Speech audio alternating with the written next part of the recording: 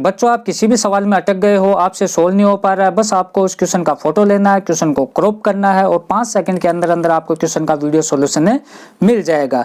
फिर चाहे आपका क्वेश्चन होमवर्क का हो, CBSE, UP, Bihar, Maharashtra, Rajasthan, MP किसी भी बोर्ड का क्यों ना हो, चाहे आईआईटी, जेईई, नीट क्लास 6 से 12 का सवाल हो, इन सब का जवाब मिलेगा डाउटनेट ऐप पर। या फिर कोई भी सब्जेक्ट हो जैसे physics, chemistry, math, biology, science, सभी का जवाब मिलेगा आपको डाउटनेट ऐप पर। साथ ही कक्षा 9 से 12 के बच्चों के लिए चल रही है इंग्लिश और हिंदी मीडियम में लाइव क्लास, यानी पूरी पढ़ाई होगी डाउटनेट ऐप पर। 3 करोड़ से ज्यादा डाउटनेट ऐप पर लोग पढ़ाई कर रहे हैं, तो डाउनलोड करें डाउटनेट ऐप को, लिंक डिस्क्रिप्शन में दिया। नमस्कार दोस्तों, मैं रमेश काला जीके विद काला पर आपका स्वागत करता हूं। दोस्तों, कक्षा 12 हिंदी अनिवार्य का जो 8 मई को आपका पेपर होगा, उसमें 4-4 नंबर वाले जो आपके प्रश्न आएंगे सर्जन बुक से, वो प्रश्न साथ में उत्तर भी मैं करवा रहा हूँ।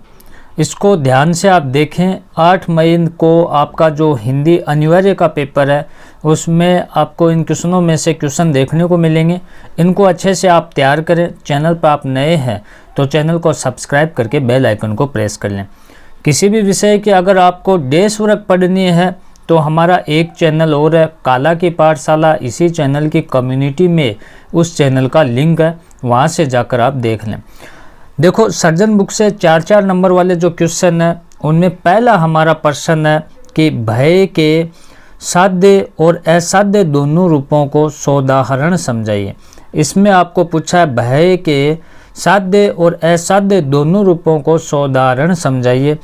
तो ये प्रश्न आने पर आपको कैसे लिखना है दोस्तों, कि आचार्य शुक्ल ने बताया कि भय का विषय 2 रूपों में सामने आता है और असाध्य रूप व साध्य रूप में। देखो कौन कौन से इसका आचार्य शुक्ल ने बताया कि भय का विषय वो 2 रूपों में सामने आता है, एक असाध्य रूप में, दूसरा साध्य रूप में।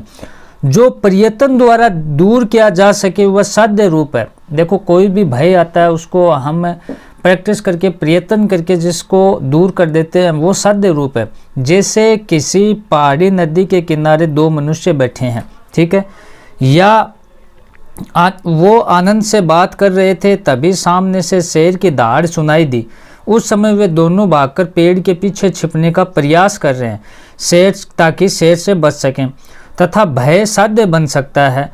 जिस भय को निवारण प्रयत्न से दूर न किया जा सके वह असाध्य होता है। जैसे एक व्यक्ति तो भागकर पेड़ पर चढ़ गया और वह शेर से बच गया, परंतु दूसरा पंगु था, इस कारण वह प्रयत्न करने पर भी स्वयं को शेर के आतंक से मुक्त नहीं कर सका। तब वह अपनी अक्षमता के कारण भय से घिरा रहा, इस कारण इसकी वह स्थिति भय का असाध्य रूप बन गई। देखो 2 व्यक्ति थे, साध्य तो वो जो प्रयत्न से भय को दूर कर ले। जैसे शेर की आवाज़ सुनी तो एक व्यक्ति पेड़ पर चढ़ गया, तो वो तो उसका साध्य रूप हो गया, क्योंकि भय से उसने तो मुक्ति पा ली। दूसरा नहीं चढ़ सका तो वो भय में रहा, प्रयत्न के द्वारा उस भय को मिटा नहीं सका वो, तो ये हो गया आपका असाध्य। इस प्रकार से भय का असाध्य रूप विशेष परिस्थिति या व्यवस्था आदि से उपस्थित होता है। नेक्स्ट प्रश्न, बाजार में भगत जी का कौन सा सशक्त पहलू उभर कर आता है।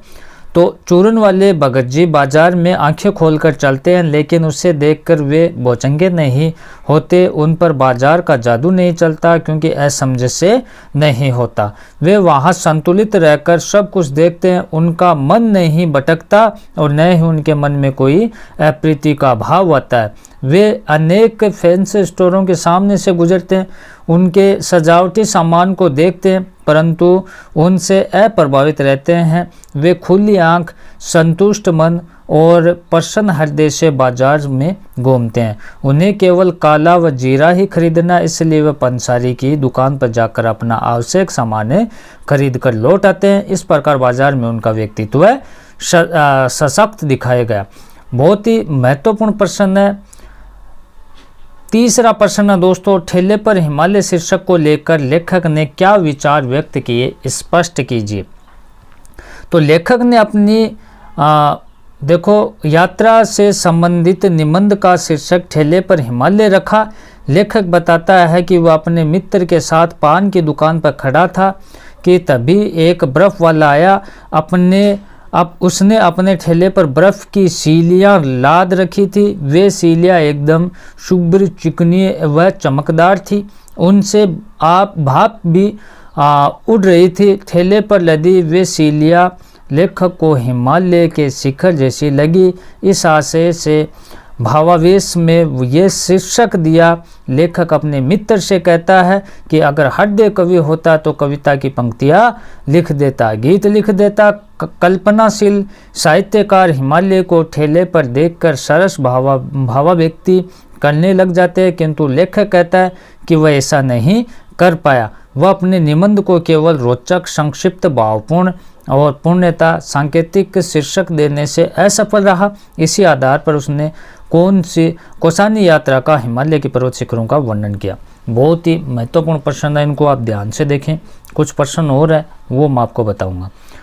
देखो, चौथा प्रश्न है, मधु के स्वावस्था संबंधी शिष्टाचार के आधार पर उसके व्यक्तित्व पर प्रकाश डालिए। ठीक है दोस्तों, तो बहुत ही अच्छा प्रश्न है। इसको वीडियो रोककर बड़ा बन जाएगा, आप देख लें 4-4 नंबर में कौन कौन से क्वेश्चन है। ममता कहानी के उद्देश्य को संक्षेप में स्पष्ट कीजिए। महत्वपूर्ण क्वेश्चन है। कहानी के तत्वों के उद्देश्य को विशेष महत्व दिया जाता है। प्रत्येक कहानी सौद्देश्य होती है। बिना उद्देश्य के कहानी रचना संभव नहीं है। कहानी के द्वारा मानवीय आदर्शों, उदात्त जीवन मूल्यों, मानवीय संवेदनाओं, श्रेष्ठ संस्कारों की सशक्त अभिव्यक्ति होती है। प्रसाद जी की प्रस्तुत कहानी का उद्देश्य मानवीय संवेदनाओं, उच्च नैतिक मूल्यों के साथ आदर्शों की प्रतिष्ठा करना है।